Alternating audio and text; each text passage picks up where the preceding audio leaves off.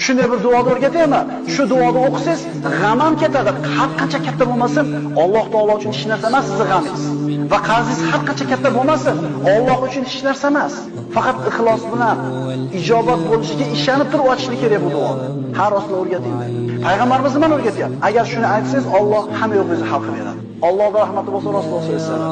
Uzoq sollallohu alayhi vasallam aytdilar, tong ottirsangiz yoki kech kirgizsangiz, ya'ni ikki mahal, ertalab va kechki payt. Faqat iymon bilan, e'tiqod bilan ijobat bo'lishiga ishonib turib, Parvardigorim, men sendan g'am va qayg'udan panoh tilayman. Ojizlik va yalqonlikdan panoh tilayman. Qo'rqoqlik va baxillikdan panoh tilayman. Qarzlarga yengilib qolishlikdan va kishilarning qahriga qolishlikdan panoh tilayman. 8 ta narsa. Abu Umom aytadi, Allohga qasam, shu duoda davomiy aytdim, Alloh g'amlarimni ham ketkizdi, qarzlarimni ham uzdi.